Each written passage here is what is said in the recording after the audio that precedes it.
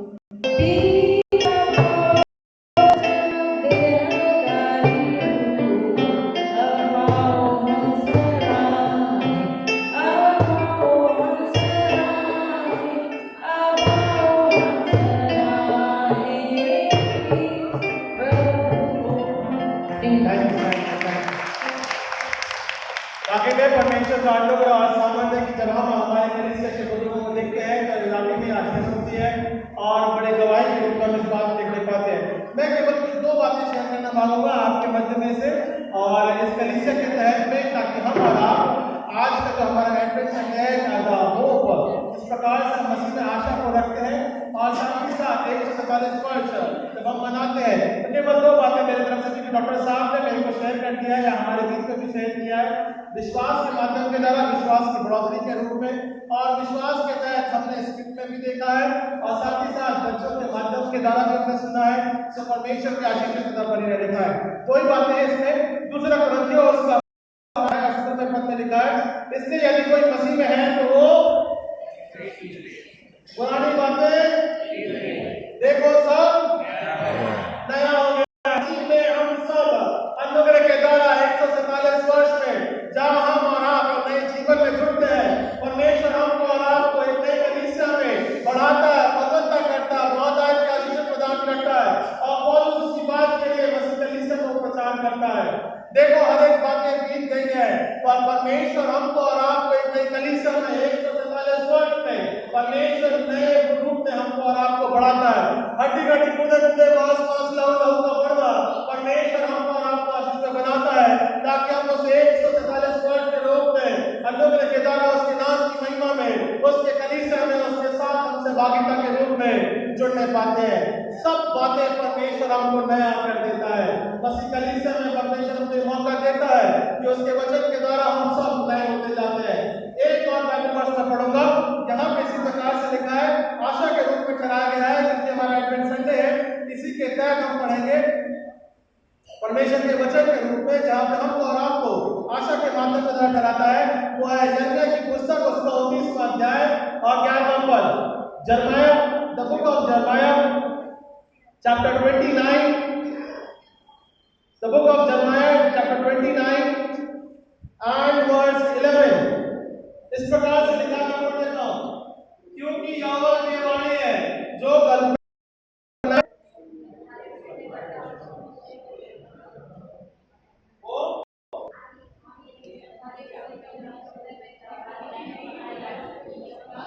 पढ़ते नहीं पढ़ रहा है, आधा नहीं पाया है, स्कूल का रहेगा, क्या लिखा है?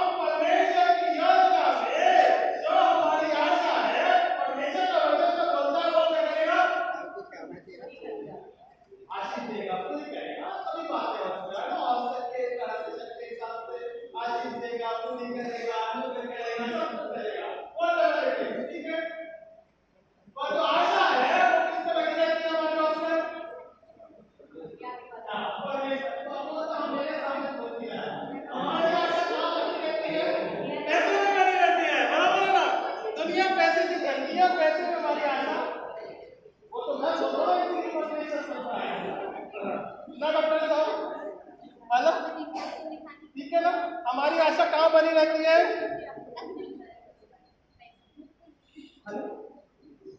मन है यहाँ लगा है, 9 बजे के बाद में घर नहीं, ट्रेन मिलेगी तो अंडरस्टैंड, मेरी लॉजिक समझ में आ रहा है? एट द 2025 में भी हमारी आशा कहाँ लगी हुई है? हम और आप मसीह में इस बात को देखने और समझने पाए। केवल हमारी आशा और आशा प्रभु यीशु मसीह के उद्धारकर्ता के रूप में तो हमारे आपके बीच में आया 2000 वर्ष पूर्व, और वही आशा वो हमारा और आपके जीवन में ज्योति में लेके चलना मांगता है। और मसीह में इस 144 वर्ष में हम और आप अपने जीवन की बढ़ोतरी में ना रहे, बल्कि हम और आप मसीह की आशा में उसके साथ उद्धारकर्ता के रूप में परमेश्वर की संगति में जीवन को बिताने पाए, और अपने बच्चों तक भी परमेश्वर की वो आशा उन तक बनी रहने पाए।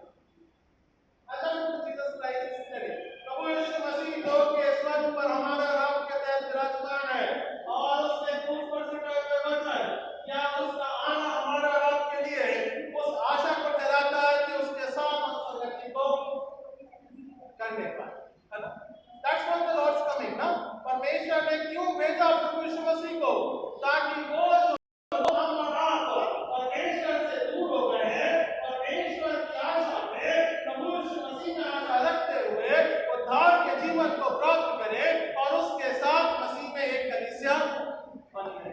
तो ये दो बातें हैं, यदि कोई मसीह में है तो वो नई सृष्टि है, पुरानी बातें